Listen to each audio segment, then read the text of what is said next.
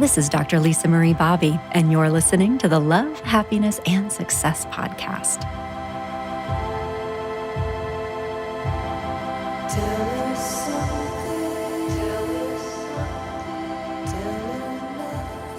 That's Beach House with the song Dive. Hey friends, today on the show, we're going to be talking about something that we need to talk about. It is a silent killer of many relationships, and you may be experiencing this in your own. It's feeling invalidated. Either you might be listening to this because you are feeling routinely invalidated by your partner, which is hard, or perhaps you are listening to this because your partner is telling you that you are making them feel invalidated. And this is a really significant issue and one that we need to address together. And so that's going to be the focus of our time together today, is talking about what invalidation is, why it happens, and most importantly, what you can do to either feel heard and understood by your partner in your relationship, or potentially do a better job of helping your partner feel validated and respected by you. If this is your first time listening to the podcast, I'm so glad you found us. I am Dr. Lisa Marie Bobby. I am your host. I am also the founder and clinical director of Growing Self Counseling and Coaching. I am a licensed marriage and family therapist. I'm a licensed psychologist. I am a board certified coach. But what I love doing more than anything else is helping people improve their relationships.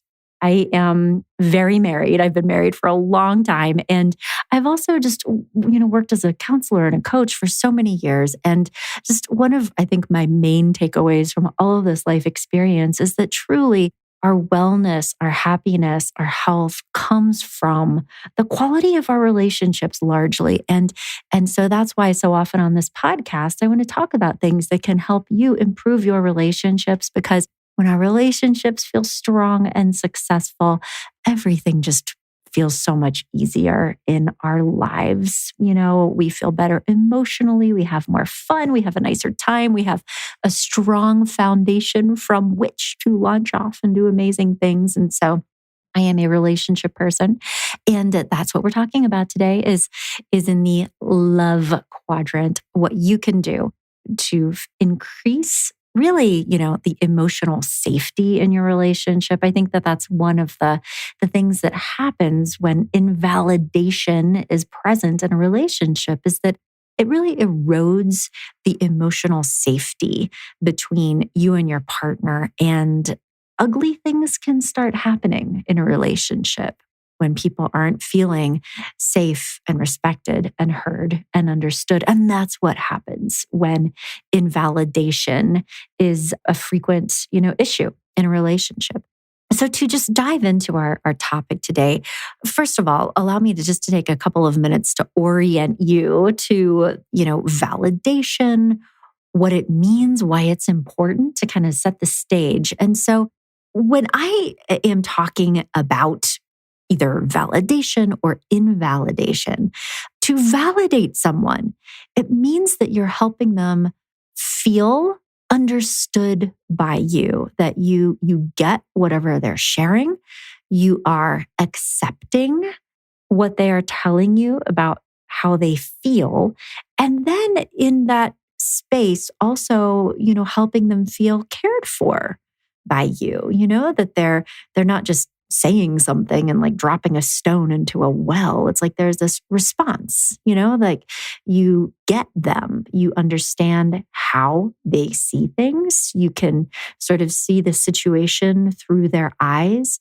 And also there's this sense that their perspective is supported by you. And, I also want to say that in a truly healthy, vibrant relationship, there is always some diversity of thought. We're not partnered with clones of ourselves, right? So people can have different perspectives, different opinions, but there is this just sense of fundamental respect for each other's perspectives, even if it is different from yours. It's like this yeah, when I look at it that way, I can see why that makes sense. Like that's, and just think about it. Like when somebody says that to you, like, oh, I can understand why you would feel that way. I mean, I've had, friends in my life just sort of naturally say things like that to me in conversation. And it's the relational equivalent of somebody just like walking up to you and just like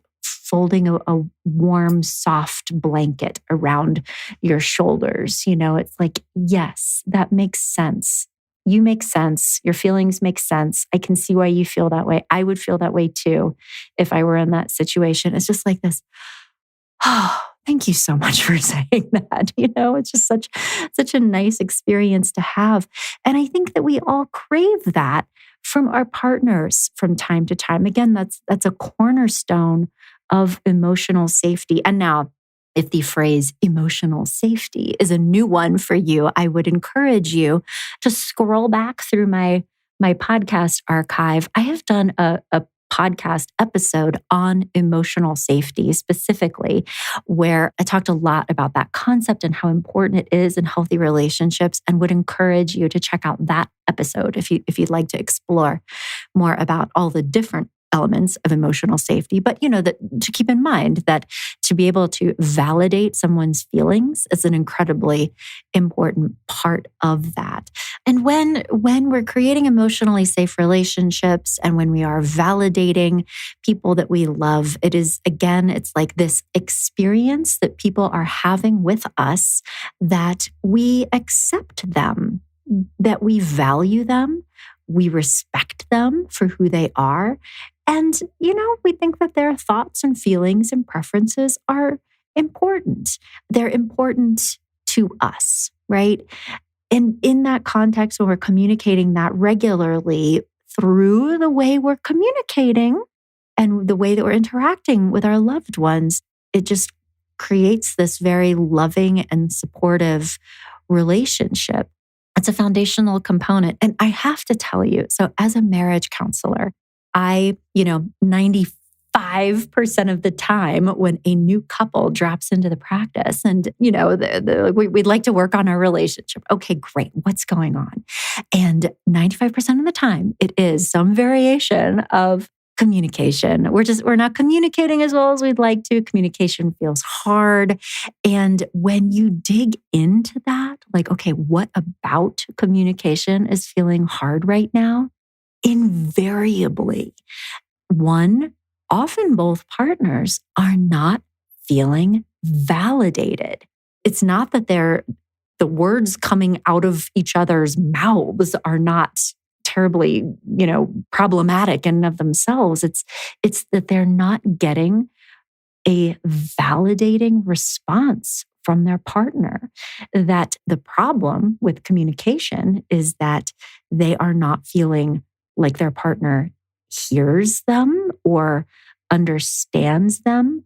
They're feeling like their partner is misinterpreting their intentions. They say something well-intentioned, well-meaning, their partner takes it the wrong way, hears something that they aren't trying to say, that is interpreted very negatively, that is responded to in an angry way, or they're feeling like their partner just doesn't have empathy for their perspective, or, sort of slaps whatever they're trying to share out of their hands, or making them feel uncared for, or that their feelings or perspectives aren't important in that moment. And that is very much about a validation issue, because validation really at its core is around having empathy for the other person, being able to accurately understand their feelings, understand their intentions, and then reflecting back to that person, yeah, I can understand that. I'm not sure that I see it exactly the same way, but when I look through it at the situation through your lens, I can understand that. And also I understand that this is important to you. And I understand that you are actually feeling this way. And I think the other big meta message within that is, I love you. And this, whatever this is important to you. you care a lot about this. This is making you feel a certain way. And because you are important to me, I care about it too, because I care about you. And so again, it's just this like whole experience of being cherished when we're talking about validation and how impactful it is.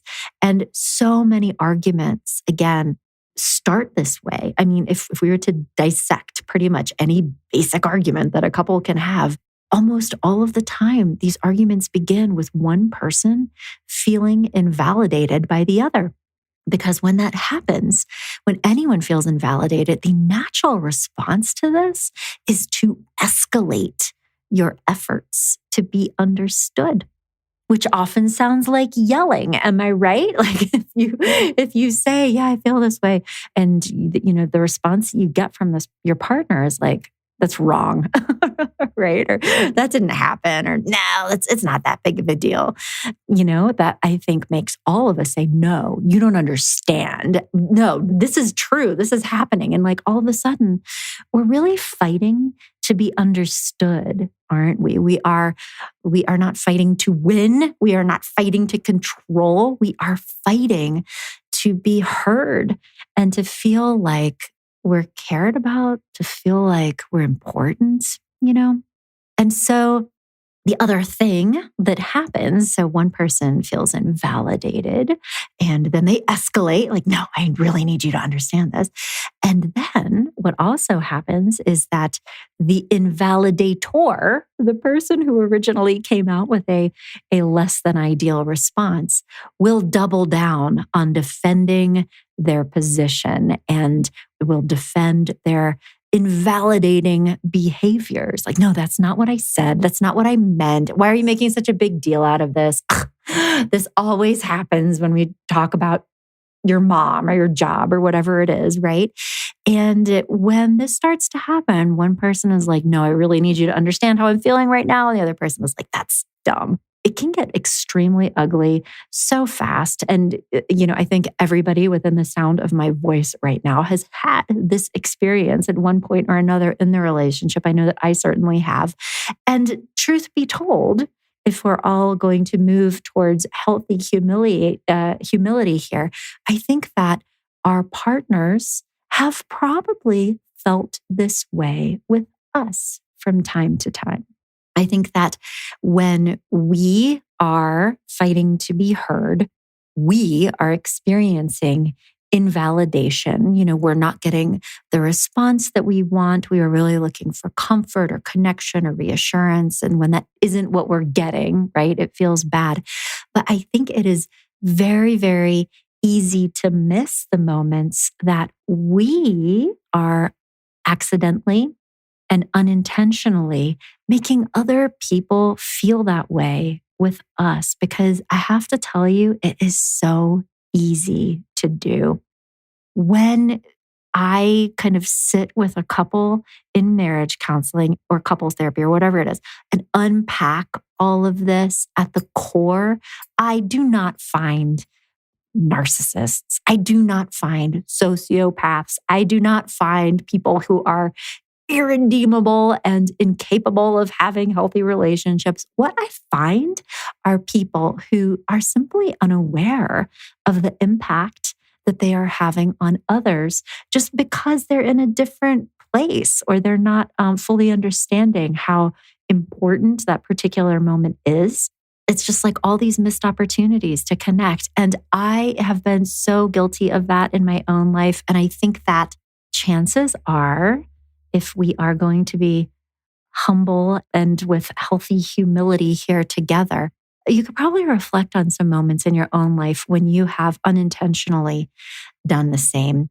And the reason why I want to talk about this part for a second is because one of the easiest ways to just melt away all of that defensiveness and restore emotional safety and increase love and validation all around is when we can be humble and kind of reflect on our own process, because it helps us be more emotionally safe. It helps us be more validating and responsive to our partners.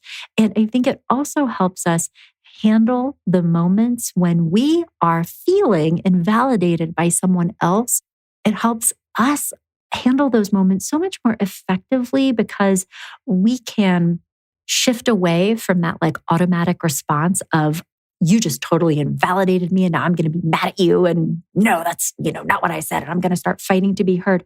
We can shift out of that and into a much more helpful and respectful way of getting our emotional needs met in that moment when we are able to stay sort of soft and empathetic and like emotionally generous with our partners and, make an effective repair attempt, which is, let me try that again. I feel like maybe you didn't fully understand what I was trying to communicate to you in this moment and how important it is for me right now just to feel heard by you and respected by you and understood by you.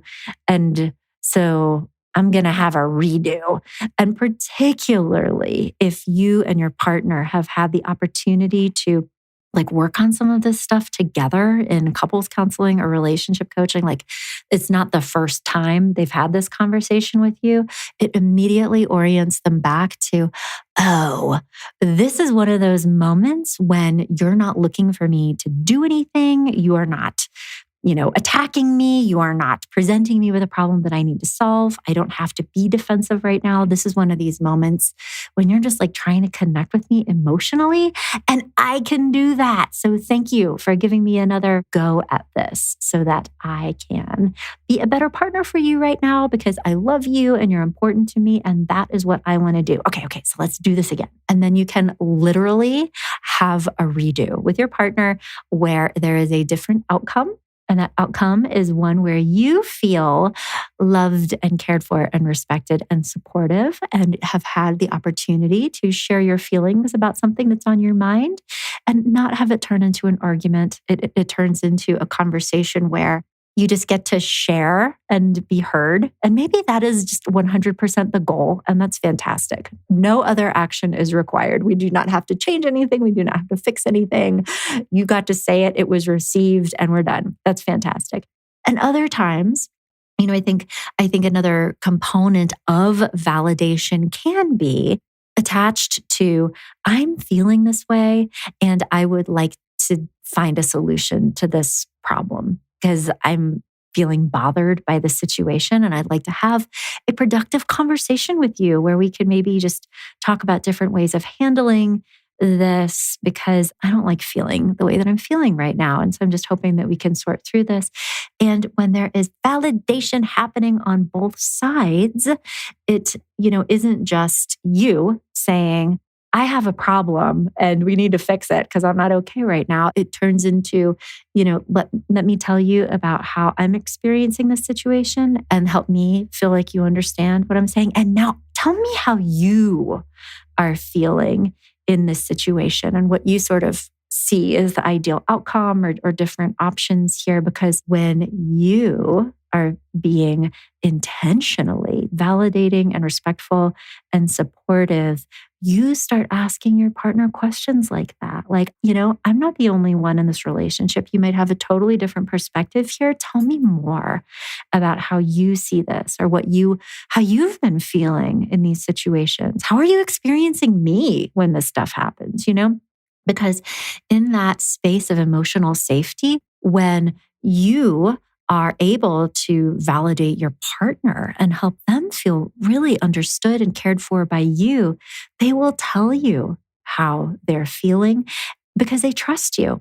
You're not going to freak out when they tell you how they're actually feeling. But if there isn't that trust in your relationship, they won't tell you. The trust has been broken to the point that people do not feel safe enough to share how they are really feeling with each other. And, we think of trust many times as something that is broken through betrayal, right? There's an affair or there's some, catastrophic kind of lying going on in a relationship. And that can certainly, damage trust. But there are many more subtle kinds of betrayals of trust that I think people don't fully recognize or understand the significance of, because they're subtle, and the betrayal of trust that happens all the time, unintentionally. Like nobody's doing this on purpose, but when someone tells you how they really feel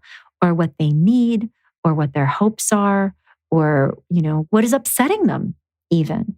And when that is invalidated or dismissed or rejected or reacted to with hostility or contempt, it is a betrayal of trust. And the message that people receive is, I don't care about how you feel. I disrespect your experience right now. I reject this. And what happens is they're like, okay, cool, noted. I am never doing that again. The next time you ask me how I'm feeling, I don't think I want to enter into that ring of emotional intimacy with you because I don't trust you enough to tell you how I really feel right now. And so this is hard. And this is, I think, a place where I find with many couples, I often need to stay for a fairly significant period of time in couples counseling or in relationship coaching because people really do not understand the impact that they are having on each other. And again, and I say this as someone who has done exactly the same thing, we all get so focused on our own perspective, our own needs, and whether or not they are being met in a relationship and whether or not we are feeling validated or getting the response that we want. And we get very hyper-focused on what is happening in that regard and really miss the systemic nature of relationships, which is, when I'm feeling that way, what do I do? How do I approach my partner? How do I engage with them? Because especially people who perceive themselves as really fighting for their relationships, fighting to have greater emotional intimacy or greater connection, have no idea how scary or emotionally unsafe or even like threatening they themselves are being in these moments when they feel like they're seeking emotional intimacy. And I'm going to do a whole other podcast on that topic, that concept specifically around emotional intimacy and what to do when we're feeling kind of lonely and disconnected in a relationship. So more on that topic to come soon. But just that one takeaway from today would be to ask yourself, are you validating your partner? Are they feeling invalidated by you in those moments? Or has trust been broken in the past that accidentally kind of trained them to hide from you and to not communicate with you and to not tell you how they're really, really feeling, even though you want them to? Something has happened where they feel like they can't. That's a really, really common thing that happens in relationships.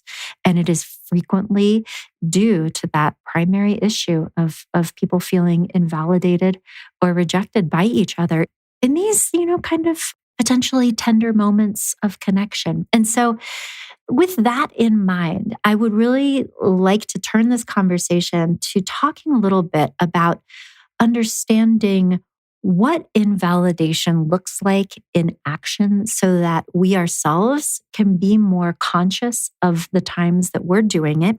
And then also, have a little bit more empathy or understanding for the times when our partners may be doing that to us without fully realizing it, because empathy is so key.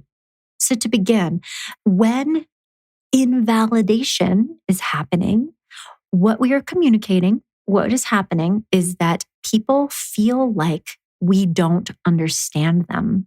We are misinterpreting them. We are taking what they are saying and then running it through our own filter of meaning and coming up with something different than what they were trying to communicate to us.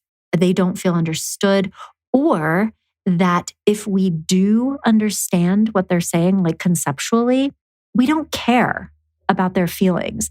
And, not that we don't care, but that we are rejecting it. And it can be very, very subtle, you guys. It could be like, oh, I'm sure they didn't mean that when they said that, XYZ. You're probably just overreacting. I mean, those kinds of things, which might be true. I mean, I don't know, but the truth of what is happening or not happening is so insignificant. The truth of what's happening is that your partner is actually trying to tell you how they are feeling emotionally in this present moment. And you have just been offered the gift of trust and emotional intimacy. And what are you going to do with that?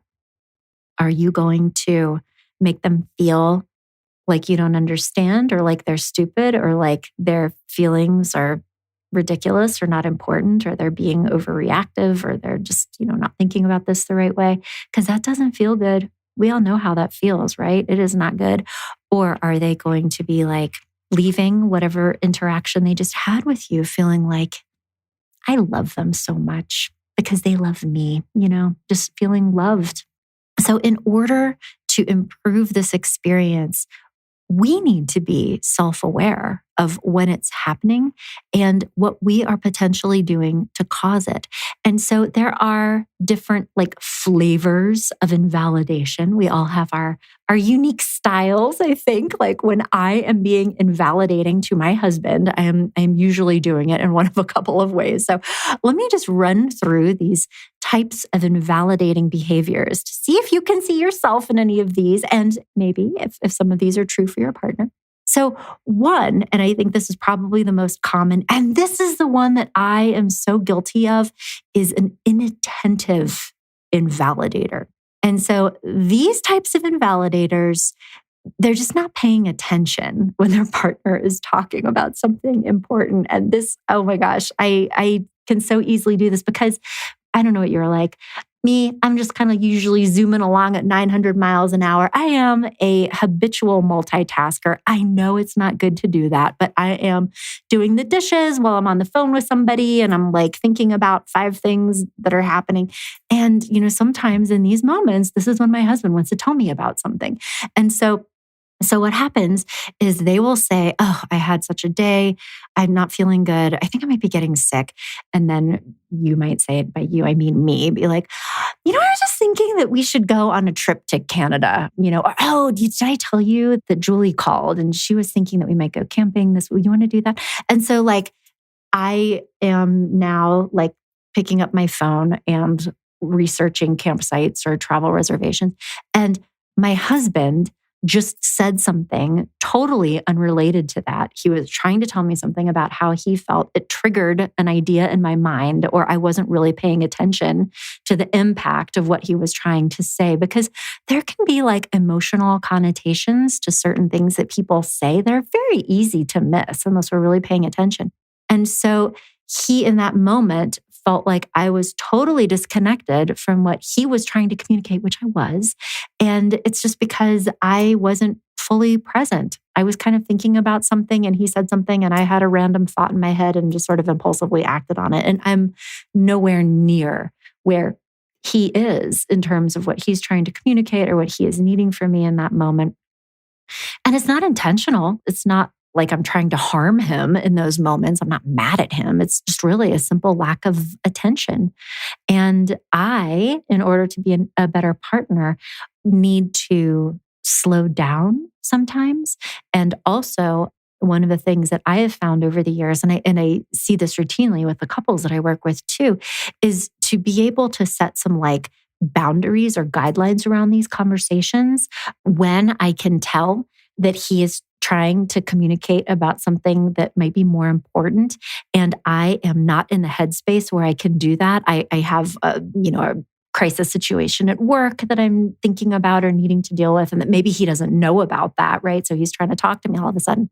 And I have learned to say, I want to hear all about this. Can you give me 15 minutes? I need to take care of this. I need to XYZ or whatever. And then 15 minutes later, I am tell me more, blink, blink. And I'm, looking in his eyes, asking appropriate questions, I'm all there. But I need to communicate to him when I can't be present.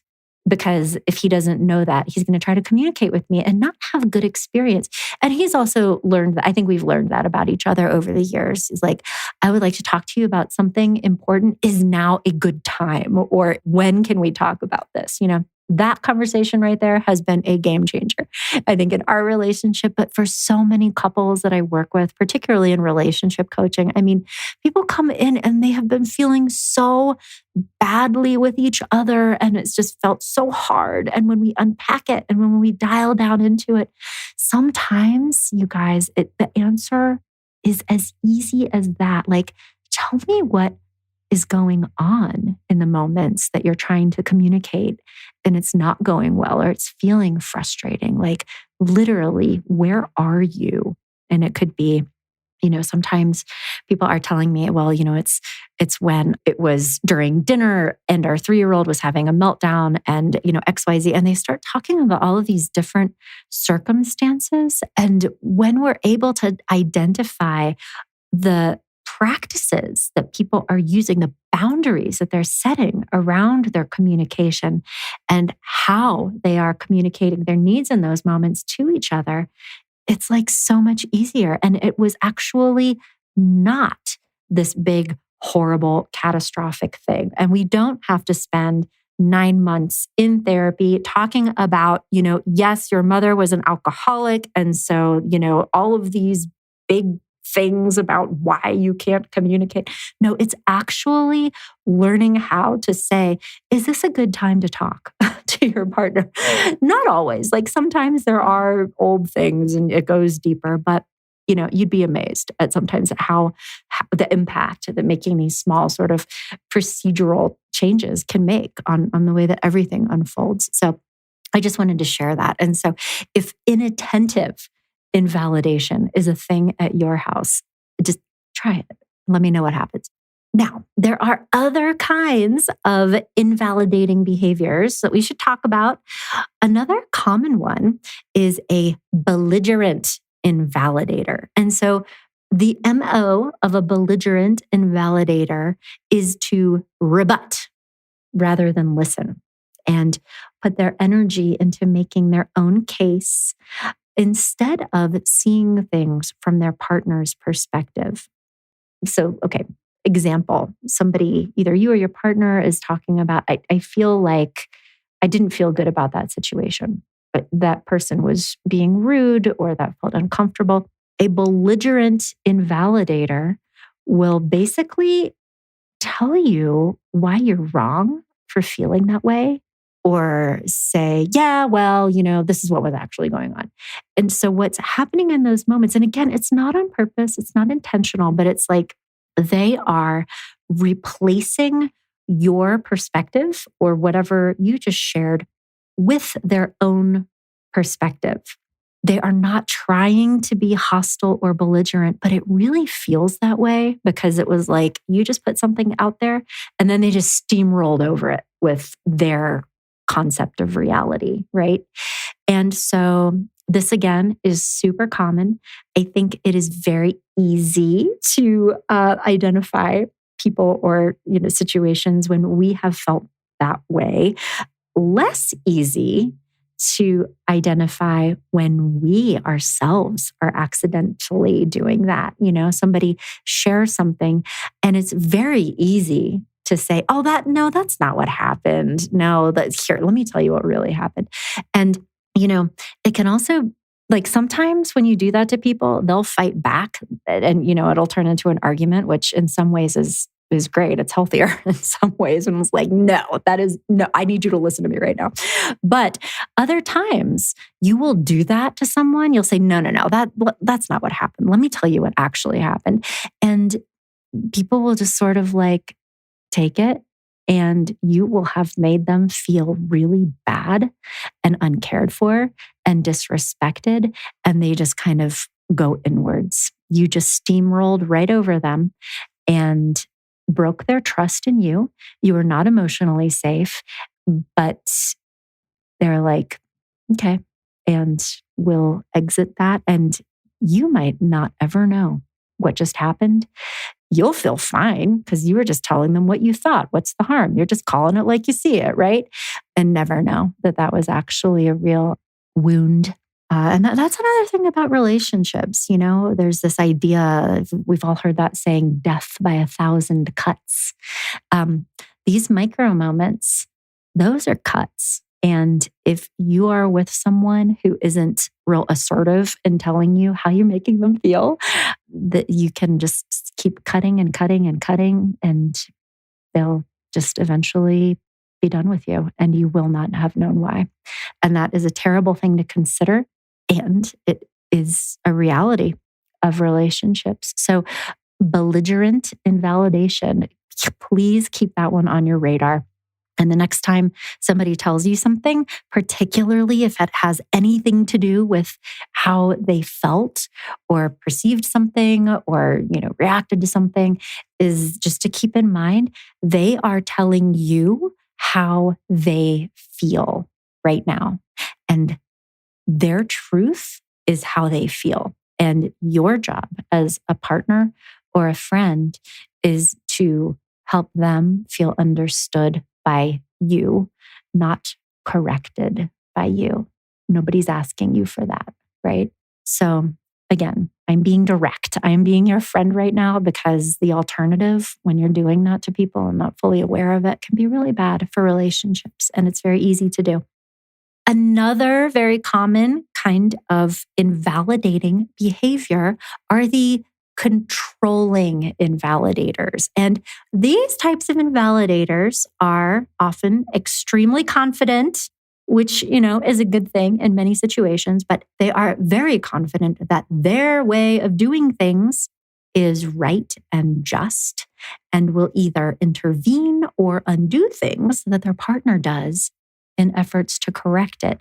Now, I have also been guilty of this in my relationship. Again, I think it's more due to impulsivity than ill will, right? But when someone is invalidating in a controlling way, they often feel like they're helping. They are stepping in, they're going to manage something, they're going to prevent a possible problem that they foresee in the future and that maybe their partner doesn't. But this happens in so many situations, including parenting, housekeeping, social situations, around finances. And so one example would be, one partner saying, "No, little Timmy, you can't go out to play because you have to take a shower and clean your room." And the other partner is like, "Oh yeah, Jim's mom called and wants you to play. Just be back before dinner."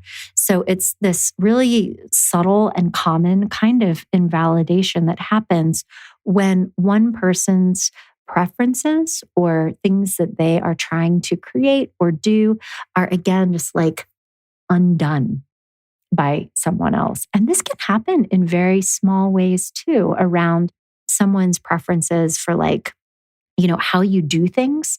I think for many couples, teamwork can feel hard. And one aspect of every successful relationship is just being able to work together as a team, right? Like the most banal things, like who does laundry? Who folds the laundry? Does laundry get put away in the drawer or does it stay in the laundry basket, even if it's clean? Who gets the mail? Who opens the mail? How often does this happen? Who pays the bills? Like these little procedural things, even around cleaning the house or making the bed or cooking a meal, that people who have a tendency towards this controlling kind of invalidation, they wind up taking over for a lot of different things because they have stronger opinions about the way that things should be done. And the message that is sent to their partner is, you're not doing it right. Your way of doing things is wrong. And I am taking this away from you.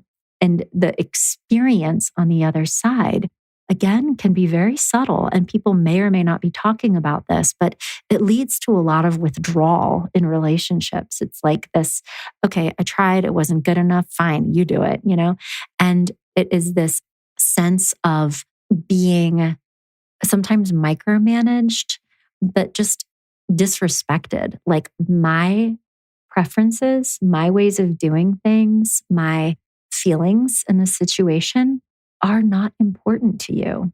It's like this is your show. This isn't my show. And it comes through these small interactions and through these very subtle and seemingly insignificant controlling kinds of invalidating behaviors that many of us are not aware of. Because again, our intentions are not bad. We're not trying to make our partners feel micromanaged or disrespected. It's that we maybe have done this before. Maybe we have our preferences. We already have a system. Like, no, the bread goes here, like that kind of thing. But again, what it leads to, particularly if it's a pattern in the relationship, is the other person withdrawing and just feeling like there's not space for them.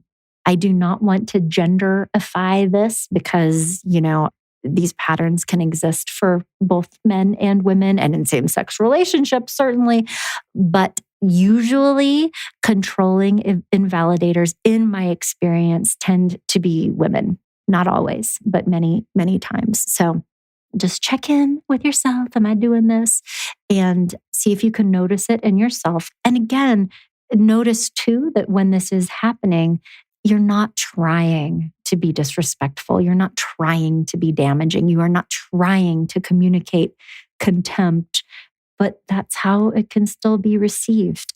And again, I'm not saying these things to make you feel bad. It's again to, I think, when we shine the light on ourselves and understand how easy it is to accidentally make other people feel this way, we can become much more gentle and I think compassionate when we are experiencing invalidation from others. We can see the other person not as this invalidating enemy who is trying to hurt me emotionally. It's, they don't understand what's happening right now because I sometimes don't understand the small things that I do make other people feel a certain way. And so when we can move into that space of compassion and kind of that collaborative understanding, it's so much easier just to talk about that authentically and have grace for the other person to say, let's have a redo. This is one of the things that we've been working on. We've been talking to Lisa about this or whatever.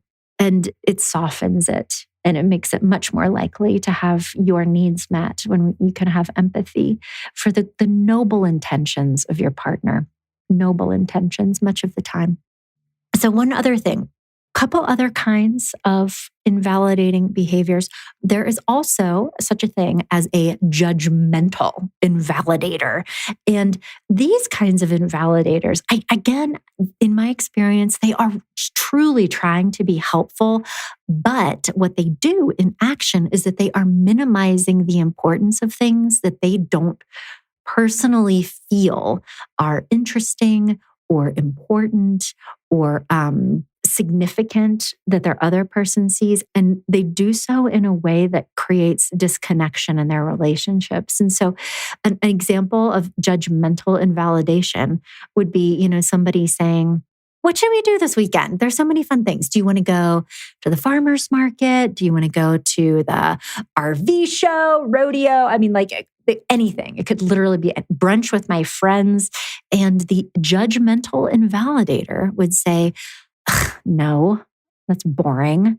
I want to spend this time playing video games with my friend, or I am not even remotely interested in brunch or your friends. Why would I want to do that? And so again, this is, I think they probably feel like they're being authentic, right? They're telling you how they really feel.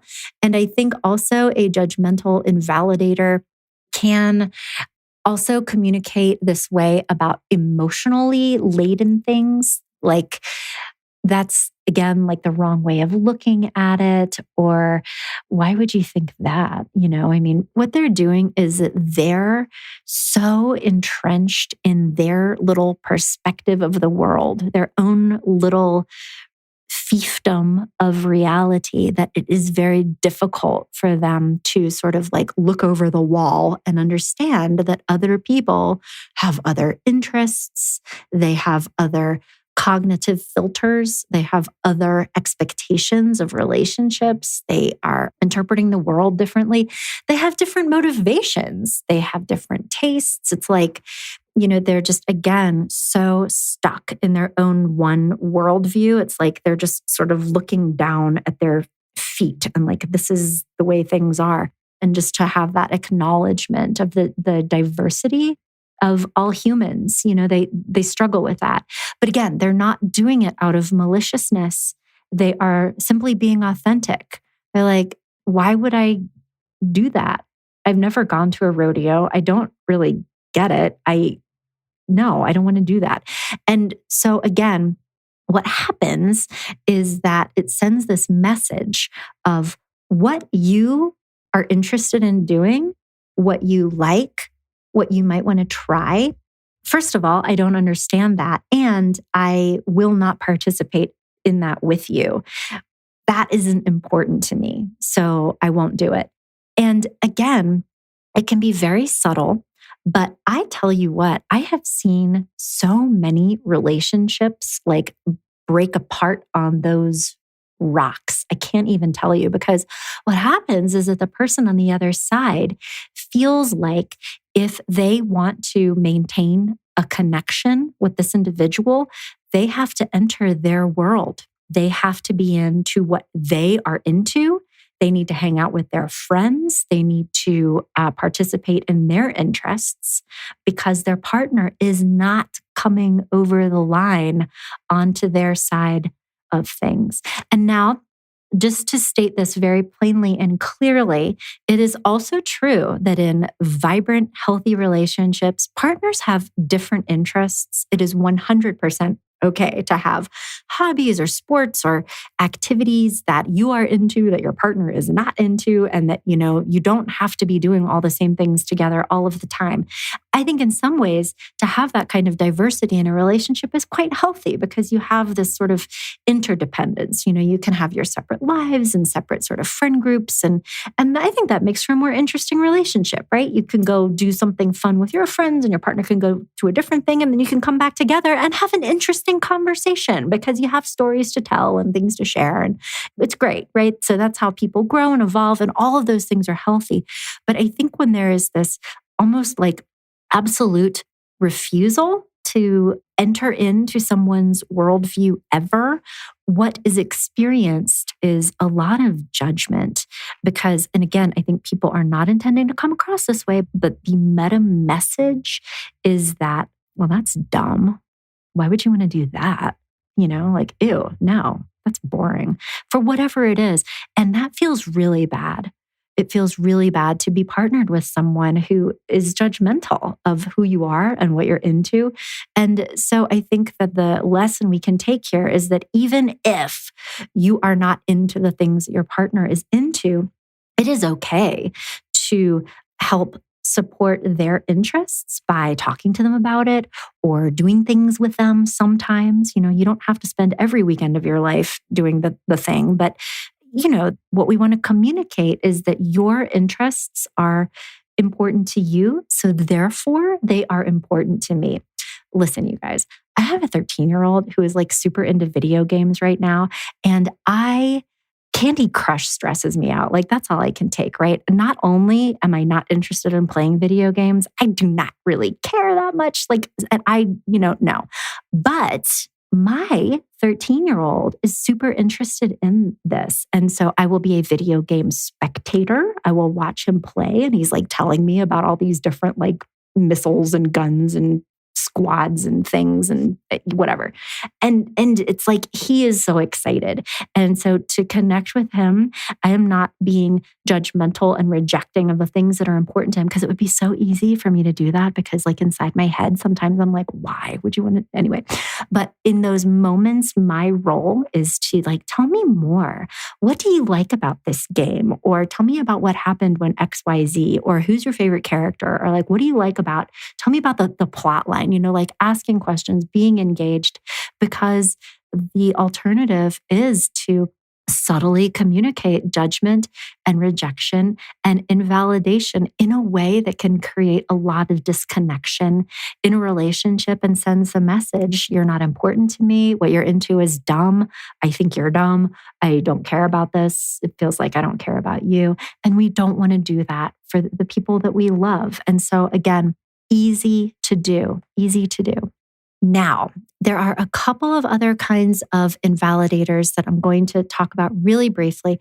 And one of the most important, and this oftentimes I think is a very obvious one, is the emotional invalidator. How many times have we encountered these people in our lives? And this is the stereotypical garden variety emotional invalidator who disagrees with other people's feelings or argues that other people's feelings are not reasonable or tries to talk them out of their feelings. So for example, if you have ever been crying for some random reason and your partner wanders in and says, well, you shouldn't be sad about that, or it wasn't that big of a deal, or doesn't even acknowledge the fact that you are in the grips of a big emotion, or tries to cheer you up,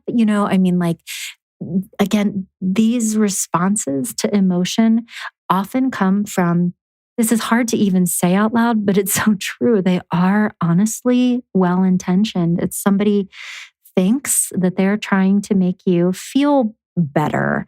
Look on the bright side, or at least, XYZ, or, forget about that. Let's go do something fun. Let me distract you from your feelings, right? And oftentimes people are trying to help you because they perceive emotions as being problematic, dark emotions as being something negative that need to be avoided. They themselves are often not that great in noticing how they feel or being able to stay engaged with their own negative emotions, which is a core component of emotional intelligence. And it's hard to do. And again, not to genderify, but many men, as we've talked about on this podcast previously, are not socialized to have like a really deep relationship with their own feelings. So many little boys to this day get yelled at for crying, or punished for having negative, air quote, negative, I prefer to call them dark emotions. There's a lot of negative, connotations around those.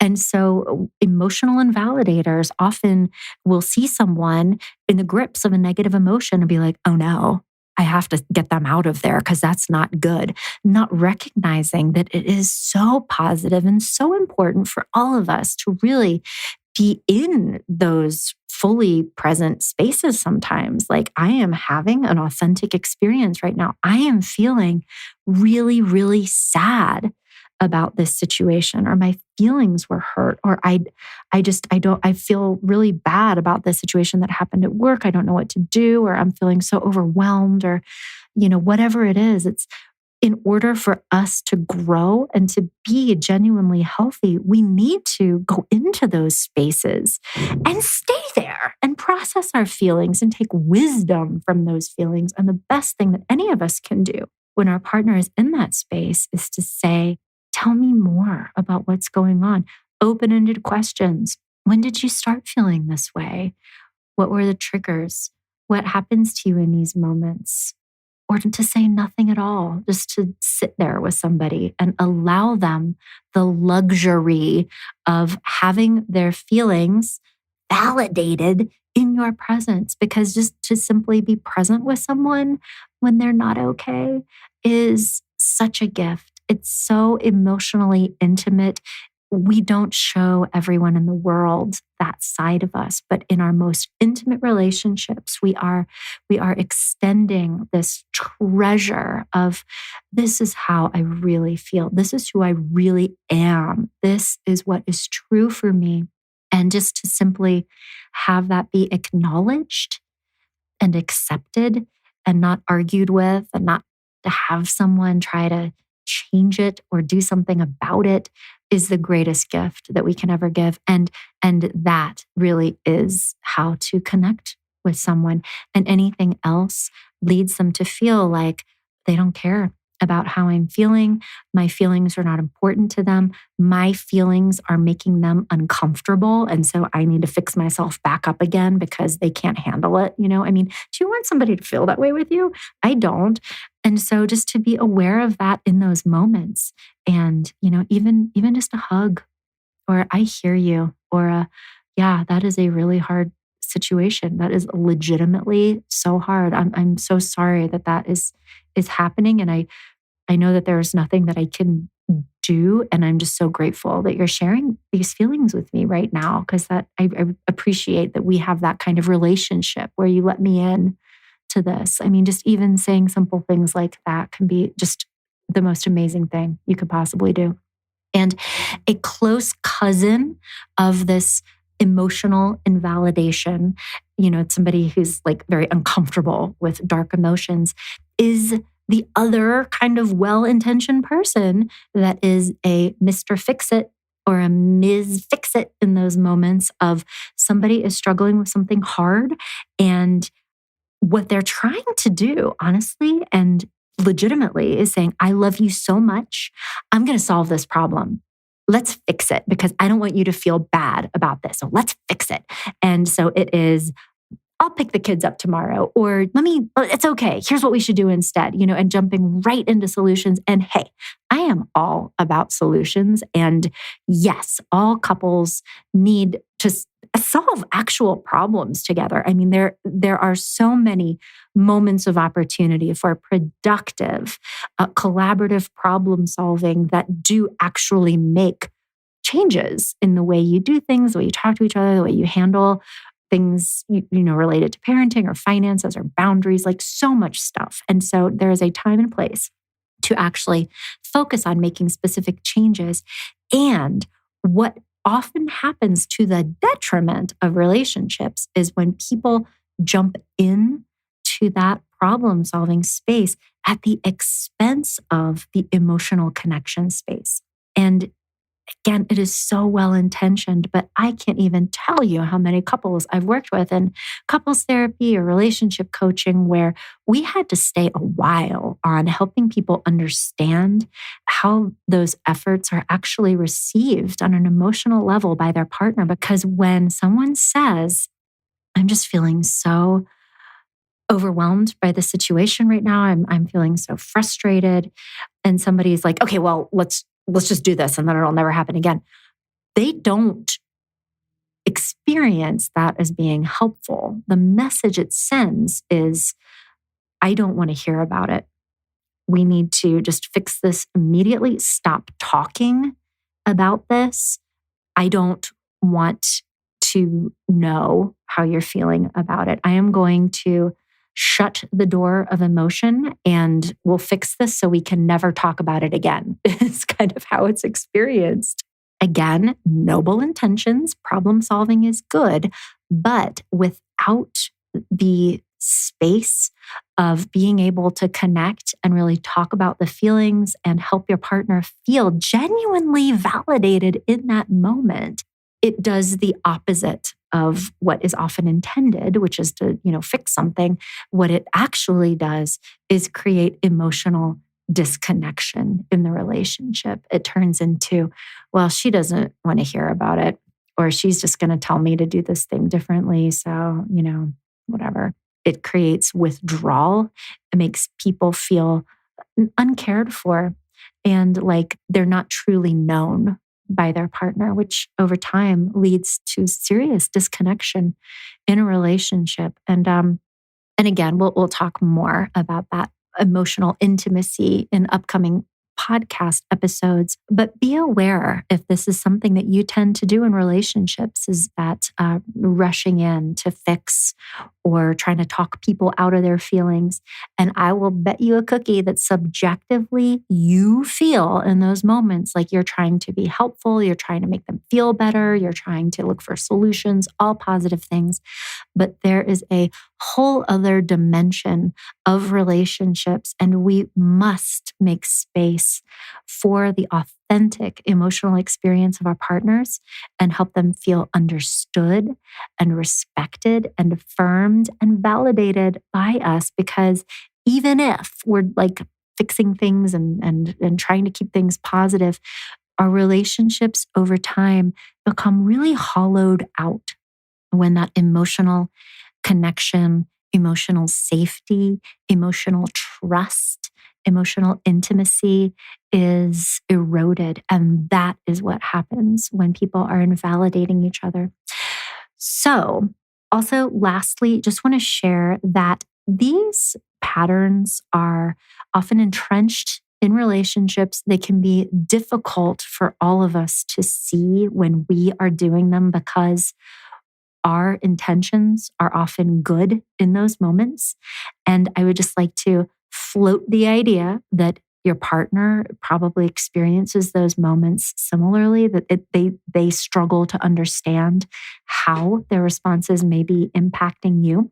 So certainly would invite you to get them to listen to this podcast if that would be helpful, just to raise some awareness. But also, these things are hard. I mean, I spend, you know, easily several sessions with couples, helping them gain self-awareness about these interactions and these small moments that invalidation is happening, in order to help them recognize them and do something different instead. And so I feel bad in some ways. I mean, I love making these podcasts for you, and I hope that you find the information in them to be helpful. But I also just want to say out loud that the process of creating change in these areas is not just about getting information, like listening to a podcast and being like, okay, cool, I'm going to do this instead. The actual arc of change is experiential and it occurs over time.